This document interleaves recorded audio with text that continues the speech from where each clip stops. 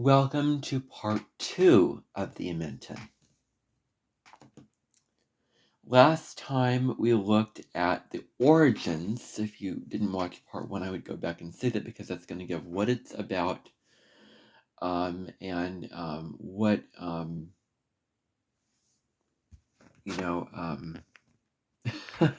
just a sec, okay.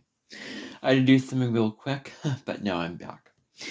Okay, so let's get into these individual sections of the Amenten Oracle, the Amenten Realm Oracle, beginning with Blake Castle. It's the very, very first thing that I want to talk about. So I'm doing this today. I don't want to have to do this tomorrow. I don't want to be burdened with it tomorrow. I have an appointment tomorrow. I don't want this hanging over my shoulders. I just want to get this done today so that I don't have to worry about it. But I do want to enjoy doing it, so I want to make sense. So, Blake Castle. What is Blake Castle? Well, I developed Blake Castle, and that's the very, very first element of the Amenten. Like, I developed Blake Castle when it was back in 2016. It was at the end of, the beginning of 2016, end of 2015, when I was at my grandparents' house playing around, and then the dryer and made up this place called Blake Castle, based off of Scooby-Doo episode of, what was going on with the castle and the name of Daphne, Blake, and Scooby-Doo. So, Blake Castle is a place where people go that are not necessarily screwed up, but in the wrong. So anyone who does or says anything that is wrong or bad, unethical, disrespectful, mean, that I particularly don't like and am offended by, they end up going to this place. They go there to take classes which pertain to the reason why they came there in the first place. It's because they take these classes where, if you hurt somebody, then you take classes on not hurting somebody.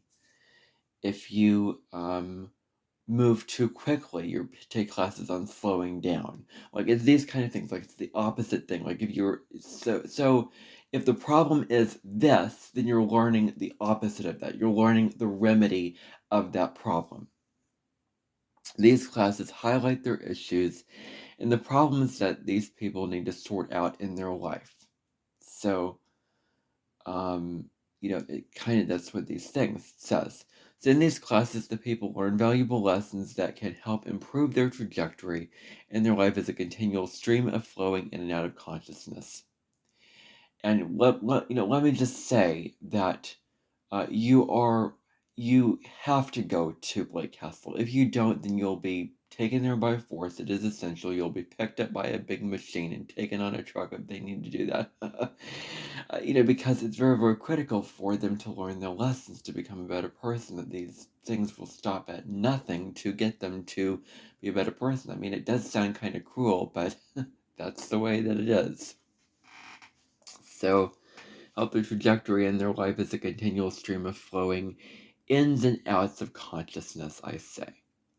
There are classes such as cooperation, where you learn to effectively and kindly work well with others and adapt to the changes that come about in your life as a result of others. So working well with others. There's a class called simplification, where you learn to simplify your life and how you go about doing things. If you're making things too complicated in your life, or if the complication ticks somebody else off, then you end up going to the class about learning to simplify things for the other person. Like, this is like, where they like, this can be real people that I encounter in my life. I had a term for this back then, detestabilities. That's a bit of an exaggeration, because to detest something is like to hate something. It wasn't so strong as that. But anyone who like ticks me off and annoys me, I end up saying they're going on a list to Blake Castle. Like, there's a list and they get selected and they go to Blake Castle as a school. There's a class called simplification, where you learn to simplify your life and how you go about doing things.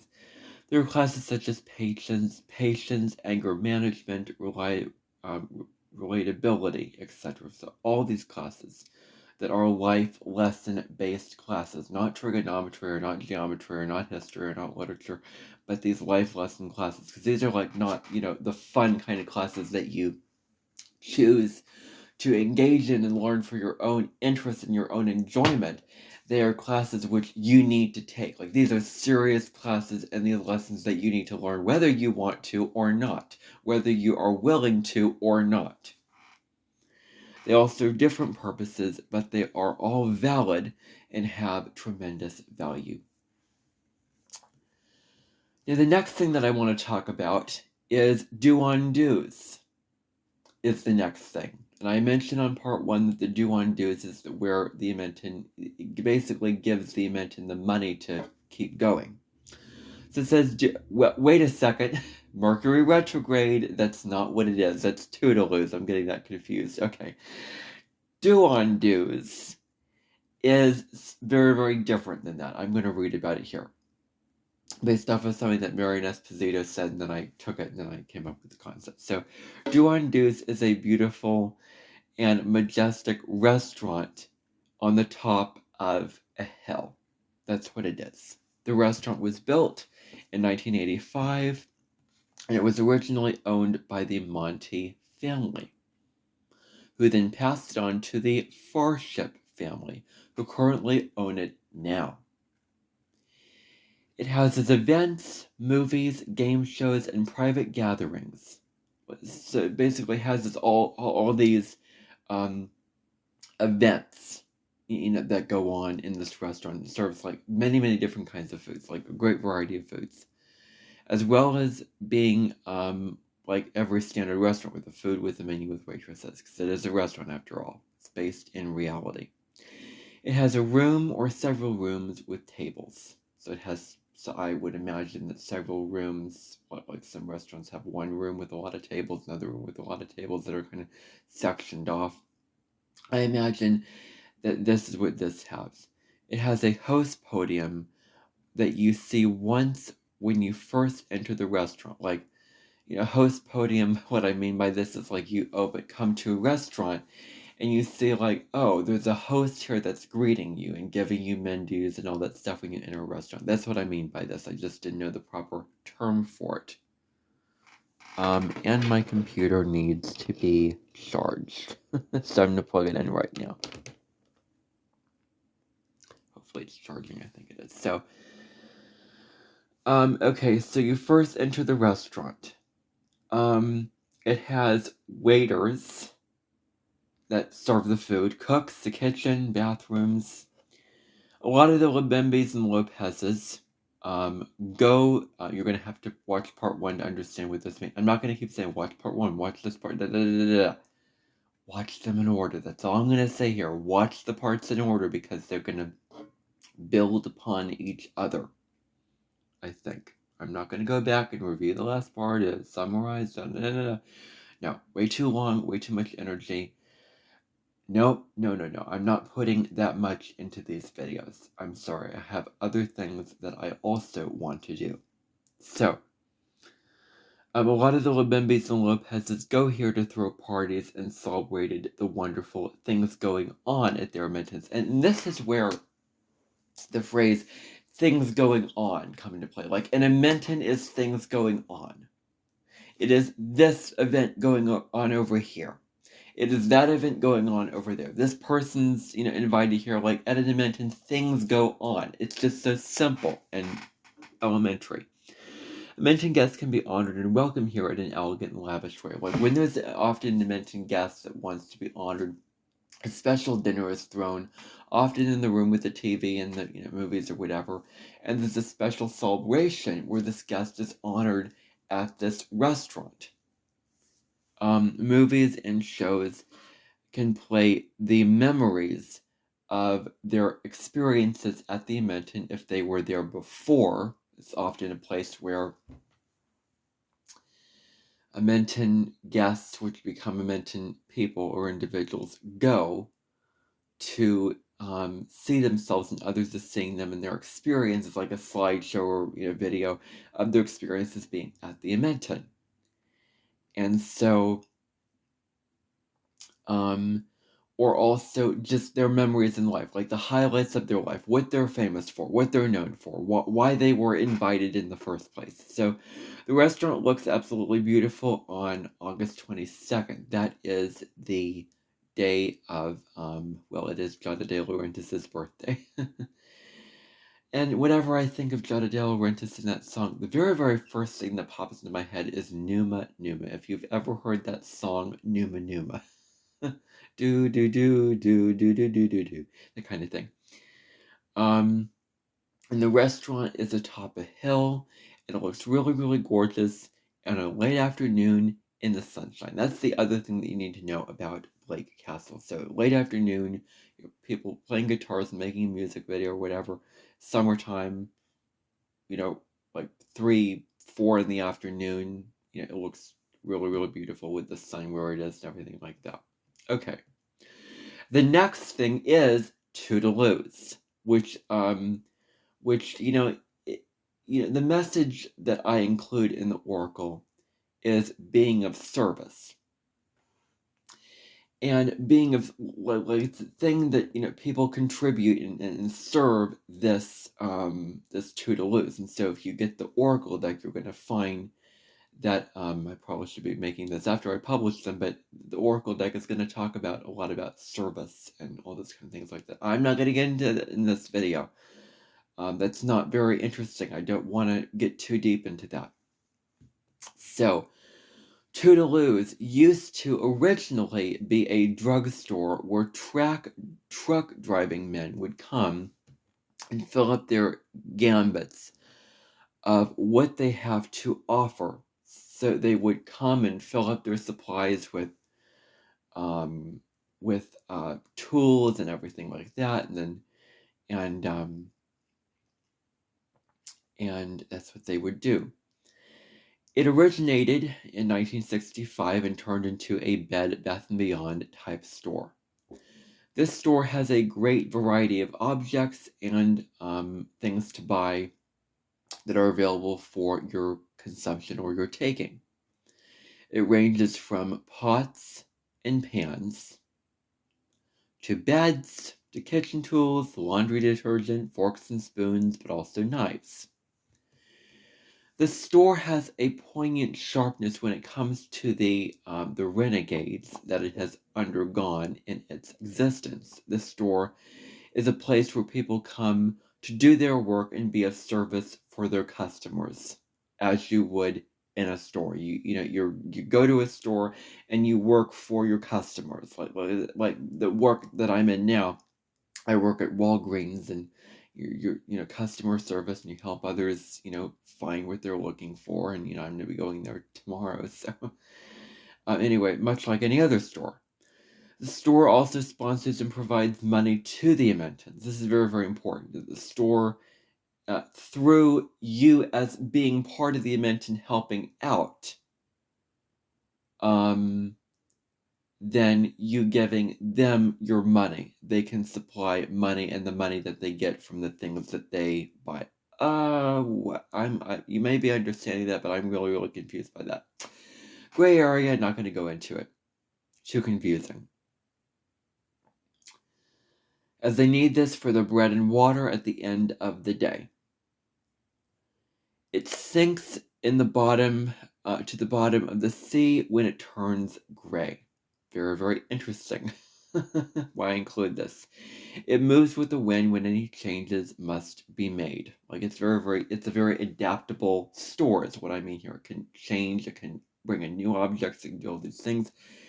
And the store is located in Iowa and, Indianola specifically. Like it is a multifaceted, and I live in Indianola, Iowa. So it is a multifaceted and versatile place which prides itself on quality service, just like any store would. So that's what it basically is. Let's move on. Let's talk about the Big Apple, the big government, top-down government structure in capital. and that is the Amenten headquarters. What is this about? I don't know if this is kind of going to be a long thing. I'm afraid. Probably going to be spending the whole afternoon doing this. I don't know, because I want to get through all this information. So the Amenten headquarters, which is about foundations in the deck. Because it is the foundation. Like a government structure is a foundation. It's the pillar, everything like that. The Amenten headquarters is the epicenter, hub, and central place where all the Amentens go back to, like the center of a spider's net. Like, this is the hub where it all comes together. The officials, the plans, the carryouts of, new Amentens, like it all formulates in this one place. It is a place where meetings are held between Amenten leaders and head officials. So meetings are held in this place, like between people, where business can be carried out in productive and efficient ways. It is a place where events are held at life can carry on as usual for the state of the Amentens. So that's where it comes back. I have to correct some spelling and obviously proofread this before it goes out to publishing eventually. Speeches are held out to be very forceful and provocative, and people can come there and hold out where they can be of service in practical ways for the Amenten headquarters. So what this means is people come from the Amentens, and just like Toodaloo's, where they contribute there, they also contribute at the headquarters. What if this room needs chairs? What if this food needs preparing? What if this event needs set up? And there's people that give them lists, like, okay, you have to do this thing and, follow this list by this time and protocol, whatever. This indeed is by far the most important part of the Amentens, the Amenten realm, I should say, and the most important card in the deck that you can receive. I go into that. Okay. So, okay. Gets to the core and central purpose and place of all the destinations and journey markers of the Amenten realm can provide. This place is special and is sacred. It's a sacred place. Business is carried out on a regular basis and for good reasons in general. So this is where business is usually carried out. Now, right by the Amenten headquarters is a tool shed. Think about a tool shed. So basic, so easy to understand. So like you get it. It's a tool shed. Use what there is as the message. The tool shed is a place where people come and collect what they need in terms of resources. Like, it's a place to come for resources, basically. Very, very simple. It's a useful and portable place where life can go on as it always does. It has many tools from rakes and leaf collectors to pencils and pens. It's small, modest, but effective, and only has the necessary resources that the Amentens need. Nothing in excess. Like, it has the bare bones of the bare minimum. Like, these are the essential tools. It's not like a store filled with all these shovels and all these things that you could think of. It just has what you need. Like, you come here to get what you need. This is a reminder that you don't need more than you need. And it comes down to simplifying priorities and getting them in place, only taking what is most important thing to take. It's a shack. It's a shack, to put it simply, out of the middle of the countryside, but close to the Amenten headquarters. It's like right by the Amenten headquarters. It looks like a shack. That's what it looks like a shed. And inside of it, it has many shelves stocked with full of supplies and other resources. Now, the Lawrence Welk Show, which was the thumbnail on the last video and the picture on the part 1. This is where it gets into the origins of the Amenten.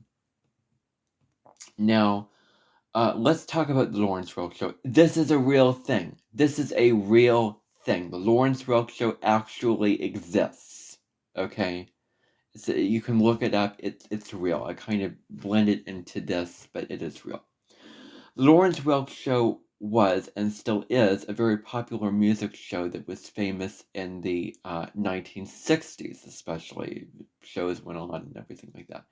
It features a band. There's a band that plays with, letters and everything like that. It features singers like, very, very famously, my favorite of which I, fell in love with her voice when I was like 9 years old, I'd say. I was watching it, as young as that. And I, found out, I think I was 8. I think I was just 8 years old, actually, when I found Keeping Up Appearances, which is a very surprisingly young age to find that kind of show, which went on the Saturday night, the same night as Orange Book. So on PBS. So it features singers like Norma Zimmer, Ana Coney, which is a Mexican singer, Mary Lou Metzger, which is kind of the host of the show, and Clay Hart. All real individuals.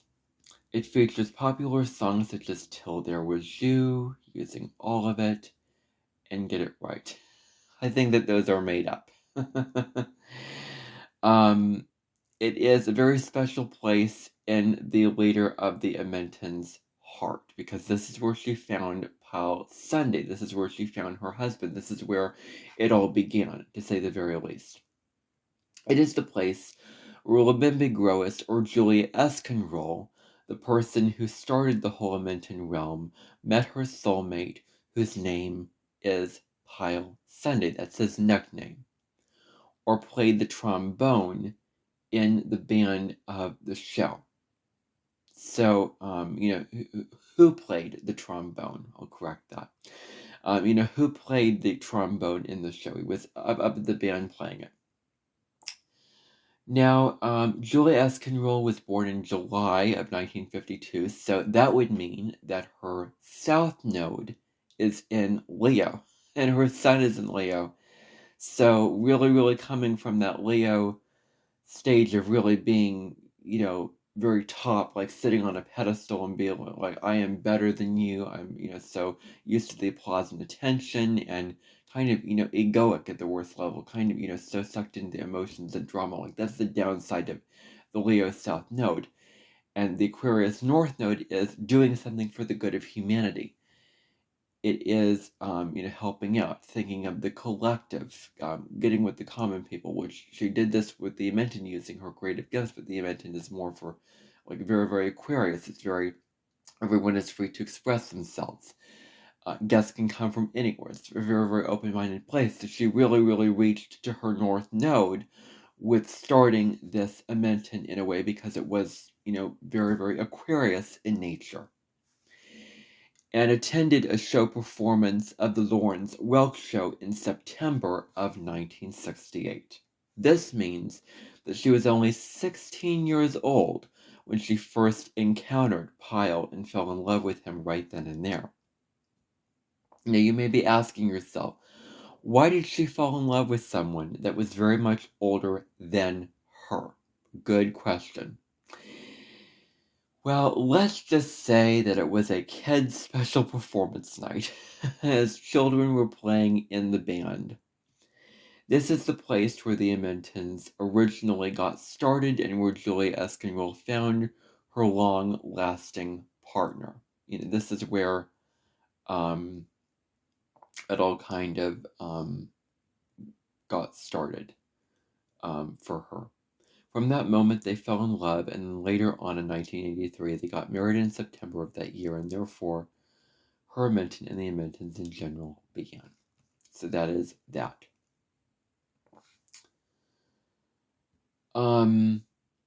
Okay. So now we're moving on to, some of these descriptions are very, very short, so that's good. Now, the house that they came up with and created when Julia Esconroll and her husband, Pyle Sunday, made the made the Amenten. It's called Arizona Paradise. That's the name that they gave it. It's a mansion in Arizona, but not like a tall mansion, like a flat mansion. So it is a special name that Julia Esconroll and Pyle Sunday's house in Phoenix, Arizona. That's where it's located. It is filled with many rooms and many decorations, and Julia Esconroll was actually born in Arizona, not England.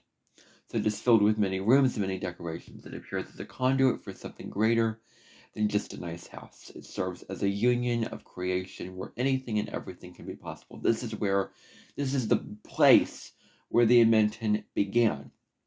This is where they invited guests to come to their house and interviewed them, and then they started with that whole thing. It has a diner, a pool room, a snack bar, a tennis court, a bowling alley, and many other amazing features, like a movie theater, for instance. Therefore, it is a very, very diverse house filled with so much richness to be had. Like, there's a lot of things in this house. Both Julia and Pyle love their beloved home. So that's their house and where they live. Now, another place is Grampy Mill Sales, which is all about adventure, going on adventures. And this is what you need to know about Grampy Mill Sales as part of the Amenten. And if you're getting bored by this and you're like, what the heck are you talking about? And what? Well, go back and watch part 1. I explained some things in that. And then, like, this is how it is. This is the Real Me podcast. This is personal stuff that I come up with in my life. So don't mind me. So, Grampy Mill Sales, named after, the grandpa name or, whatever. I don't know why I call this. It's a very, very fun and exciting place where you basically get on a boat and they have different setups. Like sometimes they have an Egyptian setup with, people in Egyptian clothes and acting and doing all that. Sometimes it's a scary setup or a Shakespearean setup, whatever it is. There's themes for, all kinds of things that they put on day after day around the prairie lineage of duck sting. And you explore a world that is made, that changes on, well, I got this wrong, on a weekly basis. On a weekly basis, it changes the setting, changes, not daily, it's too much to do daily, but they change the sets, the people, costumes change. And the surroundings are unique.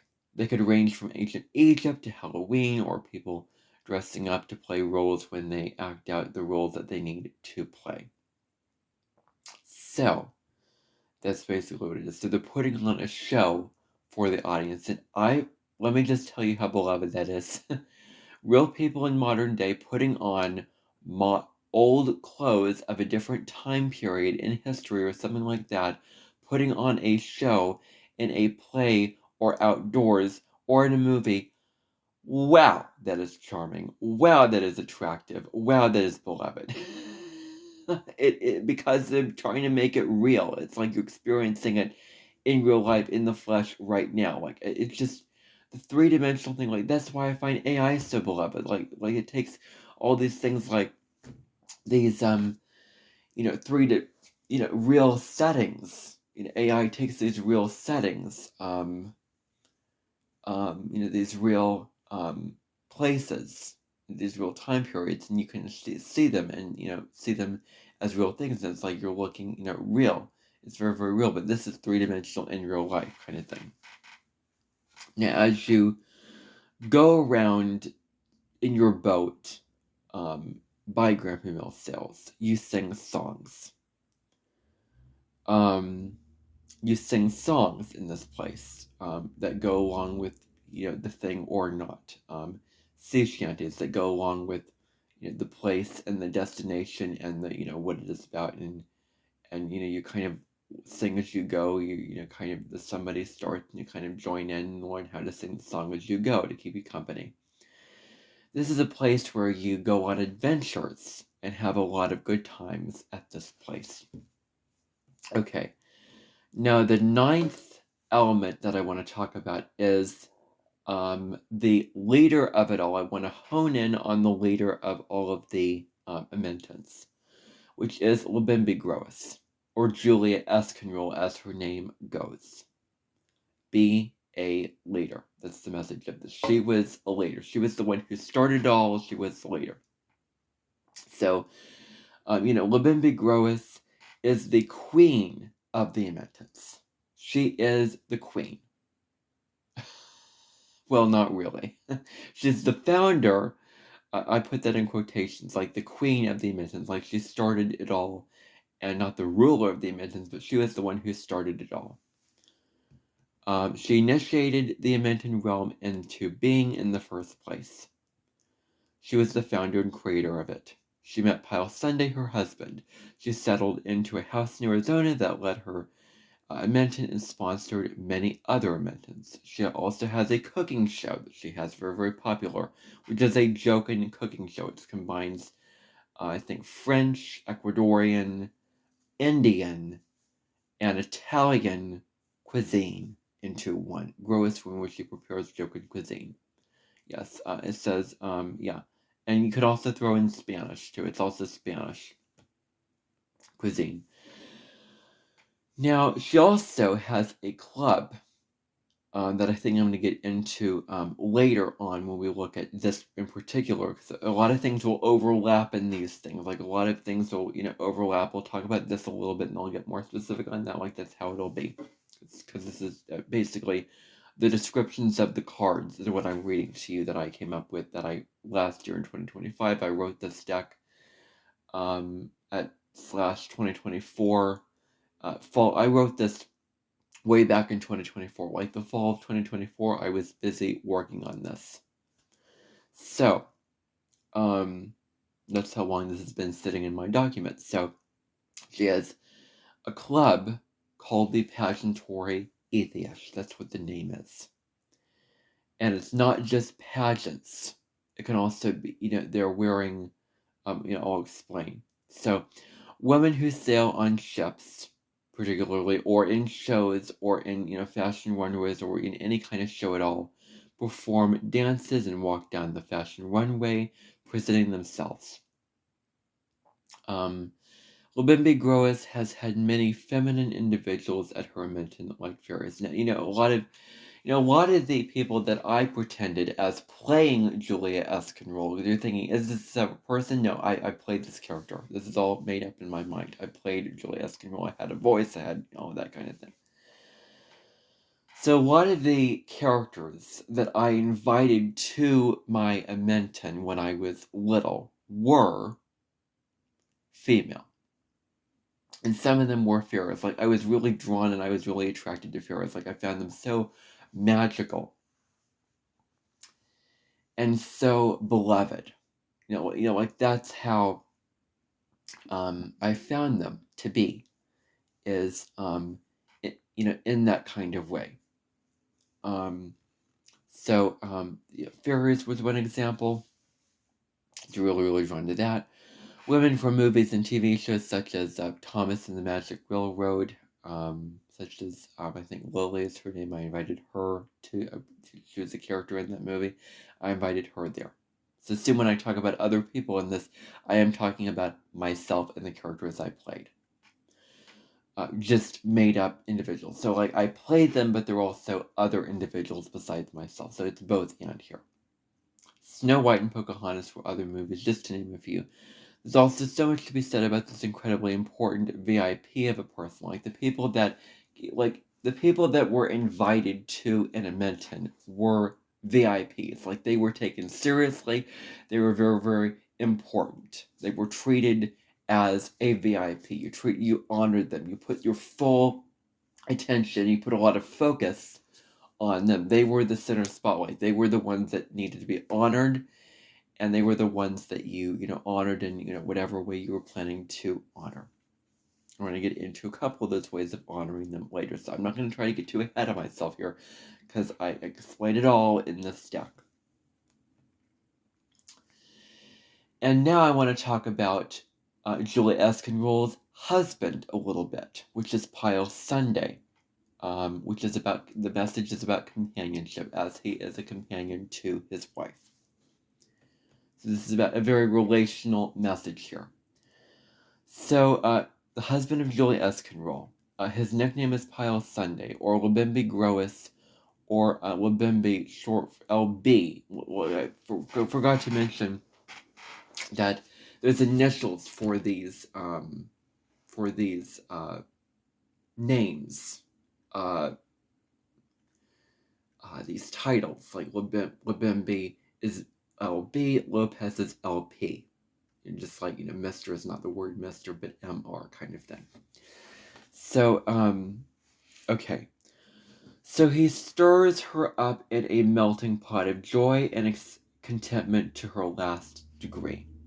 So he, enthralls her with all this kind of joy. It makes her feel so special. It makes her feel so loved and so, beloved and all this kind of things. With this is making her feel like the star of the show, which she is, a Leo, South Node in Leo. So she's living that very, very strongly. Sometimes to her last nerve. Like sometimes it can be where they get into conflicts.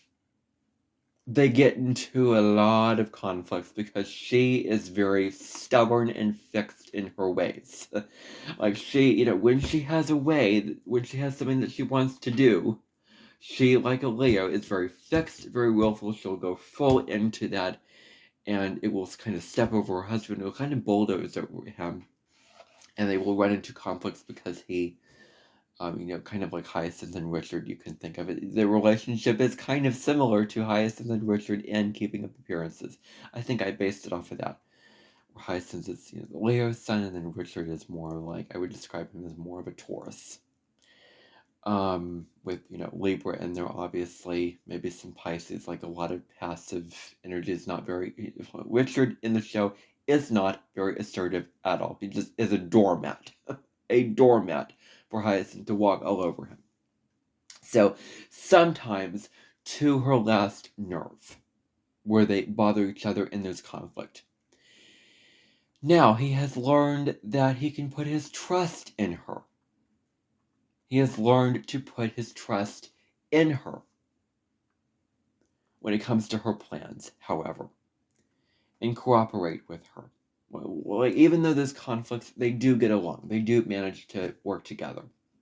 And trust that she knows best and that she has the life experience necessary to run and manage her Amenten, her individual Amenten. I'm not calling this the Amenten realm because I want to call it what I want to call it, but there are sub-Amentens in this whole broader Amenten thing. Like there are like sub, like countries in a continent kind of thing. It isn't just that continent with like there's countries within that continent.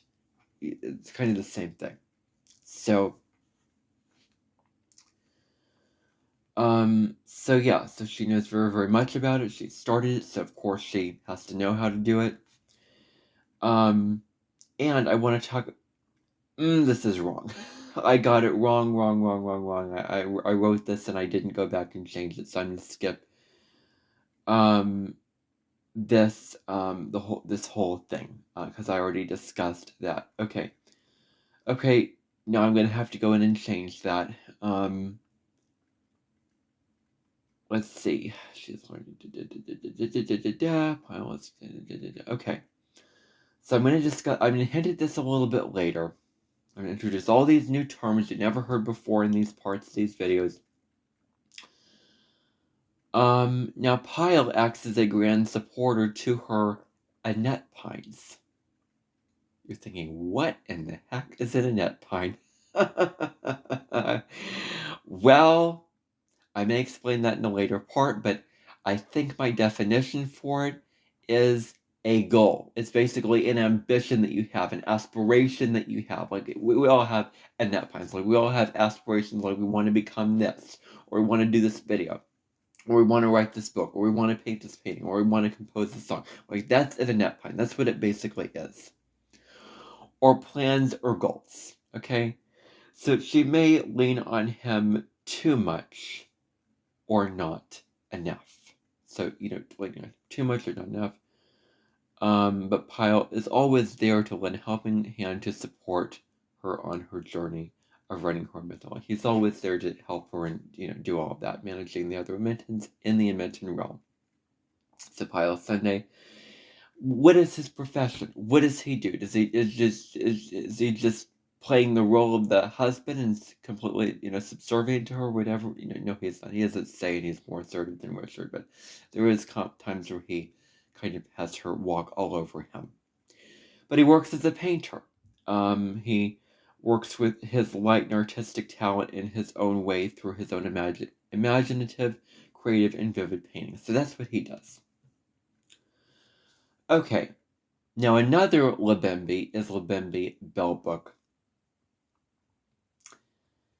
And so, Libembe Bellbook is a Shaker person who believes in freedom and liberation. That is what she is all about, liberating yourself.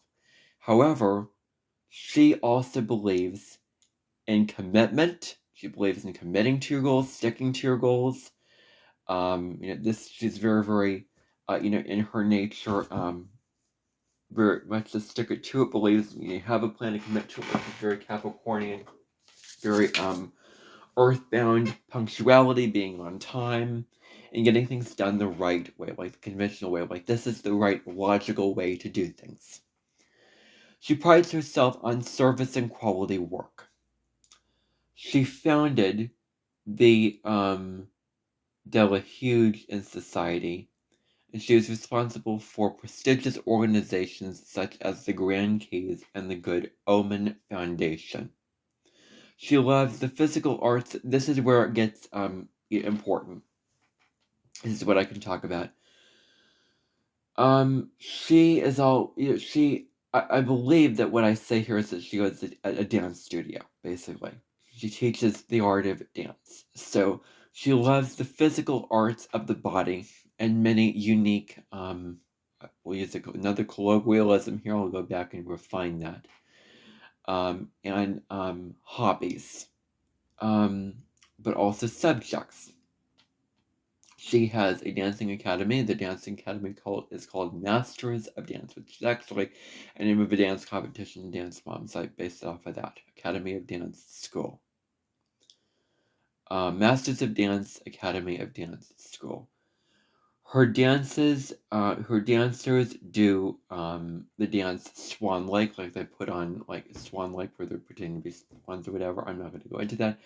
Very well in Halloween role where they're doing a Halloween dance or medieval dance very, very well.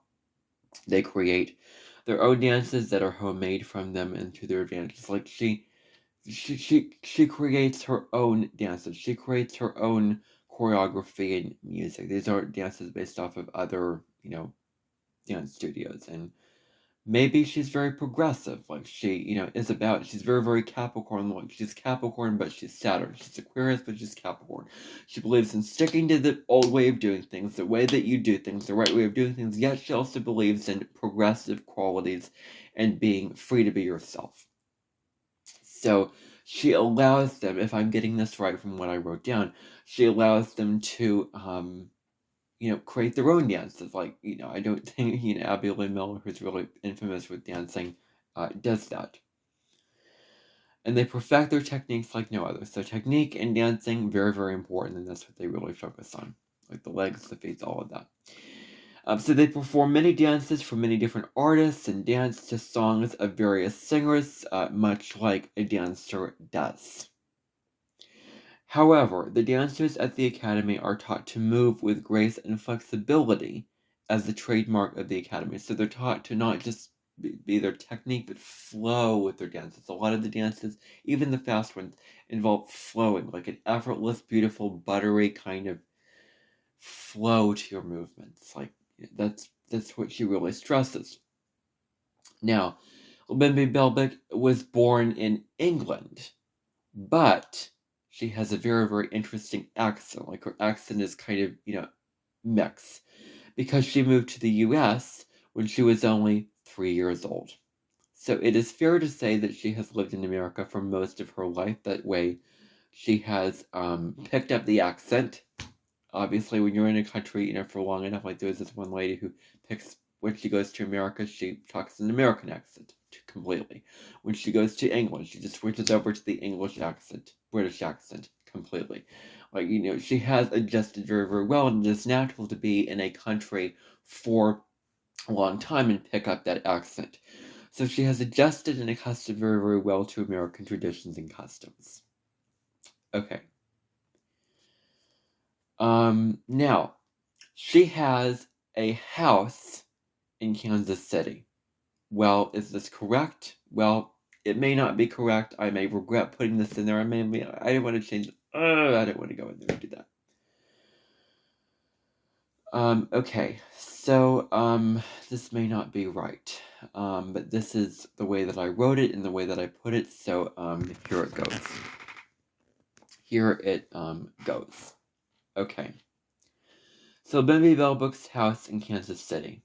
And the message of the card is raise them up well, which that's all I could come up with. I couldn't come up with anything else. It sounds like a very unspiritual, very random message. Not the best, but I did the best I could. So Bimby Bellbook's house in Kansas City is a very homey and scripturing, another word, place where Mary Sanchez, oh my gosh, this is the truth of it. I must have miswrote this. I need to go back and change it. I did not proofread this. I'm sorry. Mary Sanchez, Labimbi Talea Talk. Mary Sanchez is the one who has the house in Kansas City, not Labimbi Bellbook. So I apologize. I take it back. Which is, oh,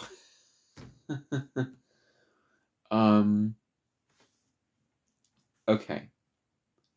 Wow, this is getting very, very confusing. I'm very, very confused at my own creation here. So let me just read this as I wrote it.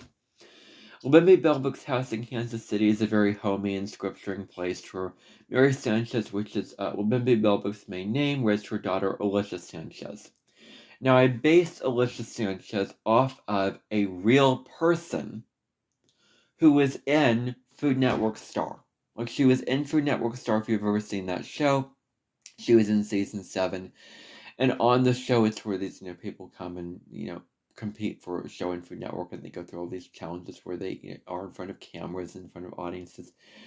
And season 7 was the toughest, roughest season of them all, in my opinion. It was a very, very intense season, a lot of drama, a lot of sweating, blood, sweat, and tears, a lot of, all of it. And so Alicia Sanchez only lasted 3 weeks. She was very, very much into baking, and what I remember from the show is that she was very, very emotional, and she really broke down and was very manic and very all over the place and did not have a lot of patience and lost it and was sucked down by her emotions and burst into tears very, very much, very easily in the show. She was the one who made a bad mistake of combining scallops wrapped in bacon, which is another thing that she did, which apparently you're not going to do if you're a cook. That didn't turn out very well. Alicia's a very, very sensitive person on an emotional level and is easily hurt. At least that's how it shows up in the show. Like, I'm basing it off of the show. This is all my perception of things. It's not really the real fact. This is all made up. Okay, this is all me. So, easily hurt. It is easy for her voice to change and for her to burst into tears. Like, when her voice, it's one of those voices where it's like, in my opinion, it is like as if she was not a real person. Her voice has that kind of cringing quality to it. Like, I listen to it, I'm like, I feel uncomfortable. And it's like, are you gonna burst into tears? Like, just, it's like it's already not very good. But when you get emotional and get crying, it's like, oh my gosh, wow, too intense. I can't deal with all the emotion of this, and that's how it is. She became independent one day and moved away from her home, and Mary Sanchez apparently was her mother, and they talked similar. Mary Sanchez's favorite food is Mexican, and Mary Sanchez's birthday is August the 28th. She is a Virgo sun. And I wonder if Alicia Sanchez, I made her out to be a Sagittarius sun. So, Virgo Sag dynamic. Okay, so Okay, so she became independent, ran away from home, only to find herself in the city streets in the hands of lonesome beggars who wanted her money. And she was very, very hurt and surprised and shocked. Like, these people wanted her money. And they stole her money, and they were, very, very, very, aggressive towards her when it comes to the money. This offended her deeply because of all the money she had made via her job as a, this is the truth, culinary sorry if I'm taking personal information in this, but culinary instructor in New York City. That's what she did. And she used to be like, I don't want to make her into a real person. This is I want if I bring real references into this, I want to make it all like it's a pretend thing, okay? So that you don't go online and, oh, that's actually real. I thought that you were making this up. Like, oh, you're basing it off of. I want to be very, very clear. I want to talk about this as if everything was made up in my mind, and you can do that research on your own, and it's fine. I don't think that anyone will comment that or anything. So she made her job as a culinary instructor in New York City. Used to be a model because of her pretty looks. A model. She was a model. Well, Bimby Bellbook house is at the western edge of Kansas City, just literally right outside the city. Like, it's almost an animated image. Like, you have the city, and then you have a house just sitting right next to the city. Like, it's right outside the city. She maintains it well and keeps it up with her scrapplings and dapplings of what she has to do to keep up her appearances. And all these words I will leave in there because it will offend the creative part of me that was being creative and making things up doing this. Like it's not being respectful to who I was at the time and my creativity. Like, I want to respect who I was at the time when I made videos or did whatever. So she maintains it well and keeps up with the scrapplings and dapplings of what she has to do to keep up her appearances. So she maintains the house very, very well. And she prepares a lot of Mexican food, which is her favorite cuisine in that house, as I've already discussed. Okay. Now we're going to talk about the windmills of heaven. The windmills of heaven is next. The windmills of heaven. I'm going to go for an hour, and then I'll see what I can do at that time. I may very well take a break and do this because it's a lot to get through. So I will be doing this in parts as I am doing and taking breaks while doing so. But I'll go a little bit longer, and then I'll take a break. I'll get to the 15th one, and then I will take a break, stop this after that. So hopefully. So the windmills of heaven. The windmills of heaven. Thank you for going with me. The windmills of heaven. Be homeward bound. Like, if I put this all in a big video, whoa, you would not watch it. Like, barely anyone would watch it because it would be so huge. And I can't get through it all in one video. Nope, I cannot get through it all in one video. Nope. So I'm putting it in parts. So if you think that this is a lot, then, just see if it was the whole thing. And I do not want to have to make a little bit of this video, transfer it into the editor, do the whole process again. Like, that takes way too long, and I don't do, no. So I want to make it a reasonable length of time. So it will go for a long time. I may go past 15. I don't know. Because there's a lot of things in here that I want to cover it all with you. So the windmills of heaven. The message of this is being homeward bound. Now, the inspiration for the windmills of heaven was the song "Take Me Home, Country Roads," which is a real song. Mountain Marvel, like, if you hear the song and if you listen to the lyrics, that's what this is based off of.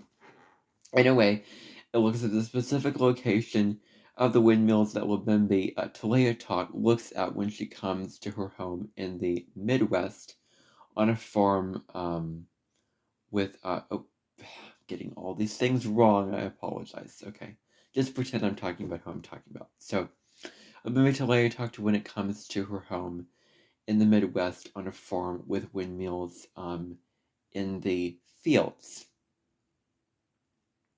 So it's a farm, where you grow all these crops, and you grow all these vegetables, and you grow all these fruits, and you also there's windmills. Like the very, very familiar sight is windmills. Like there's a lot of white windmills. Like think of the Midwest, corn, Iowa. You're thinking, windmills and all this kind of thing. Certainly not at the time of year that I'm recording this video. If I was recording it in July, then it would be totally make sense. So, she has fond memories of farming with her family on these farms and picking fruits and vegetables from the many wazy fields, especially strawberries, carrots, and potatoes. In a farmhouse in the countryside, it has a downstairs level and an upstairs level. This is the farmhouse with a with a kitchen, living room, laundry room, sunroom, powder room at the bottom level, with a knitting room and the bedrooms up at the top level of the house. Certain meals are prepared that are homemade and based on the fruits and vegetables of the seasons that are in season. So it's all, what they prepare is to the season. Like if it's, winter, then they're going to do, root vegetables and, sweet potatoes or, whatever you grow in winter. If it's somewhere, it's going to be corn and, tomatoes and all these kind of, fruits and vegetables. So, so it's in season. If it's spring, it's likely pasta primavera. If it's fall, it's likely butternut squash soup. If it's winter, it's likely a rich potato and vegetable soup. And if it's summer, the doors are wide open for the recipes that you can make, especially with tomatoes. Many meals are prepared all season long in that house. I have another term. The term is pasty memories. Not pasty memories, pasty. Which is like you're making pastry, like the images, you're making pastry with your family. Okay? But the memory is you're cooking in the kitchen with family and you're building the relationships and you're forming positive memories, very, very warm, nurturing, comforting, nostalgic memories with family, cooking in the kitchen, especially baking, that you treasure and you look back upon. That's what pasty memories are. Come into play, which are the memories of you preparing food for your loved ones in the kitchen, especially baked goods. In short, the house with the windmills is a highly nostalgic place for Lubimbi Talk to come home to. This is what I probably don't remember doing this, but this is what I remembered anyway. This is what I put down, and so I'm going to respect what I put down because I can't remember anything else. So, so the house with the windmills is very, very nostalgic for her in that place. It is a very, very nostalgic place for her where she always dreams and longs and yearns for that kind of place and always goes back to it. One of the very, very important guests at the Amenten is part of the, the Amenten. I'm going to stop here in just a second after this because this is getting long and I'm kind of getting tired now. A little bit tired of doing this and my energy is kind of depleted a little. So I need to take a break. I need to do the Taurus North Node thing and, take a break and, or, do, whatever I can to do this or, however I feel like I want to do this. I'm not going to make any promises with that. So the Amenten is where there's a lot of magic. Like there's a lot of magical guests and individuals coming to the Amenten, and things that are not realistic. Like there's a lot of things that are realistic, like people from realistic movies and TV shows, and now actors. And people when they come from TV shows and movies, they are not called by their real names. They're called by their roles in whatever movie or TV show they played in. That's part of the belovedness of it. That's part of the magic of it. That's part of the make-believe of it. So, fairies came to the Amenten from,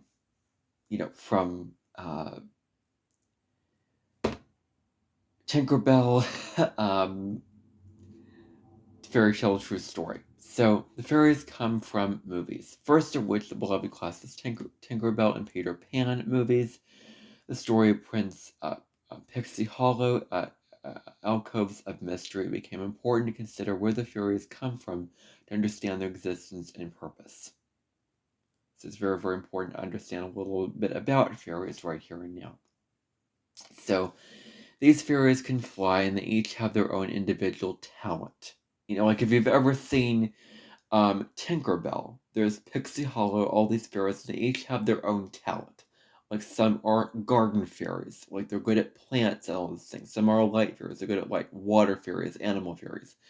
They're good with working with animals. So they each have their own talent, and Tinkerbell is the talent of being a tinker.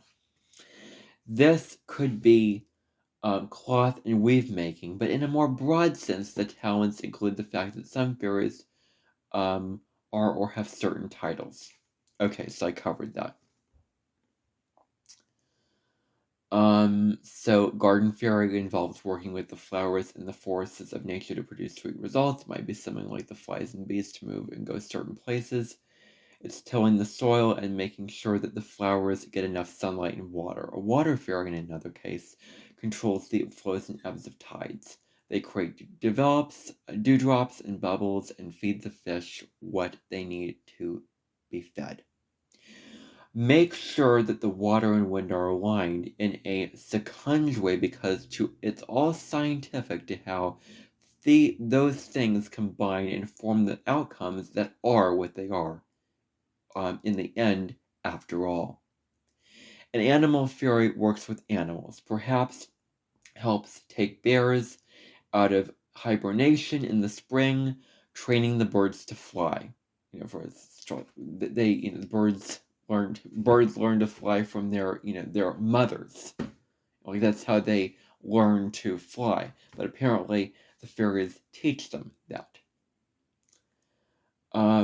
Or made they will Wilbur's province in their movements. A tinker fairy might create things and dabble at using the tools that are available to create something, which is probably very incredible. So they take tools and they play with them and they learn how they work to create things like Tinker Toys, for instance. Very, very, very, very popular. And I will see you in part 3 of the Amenten on the Real Me podcast.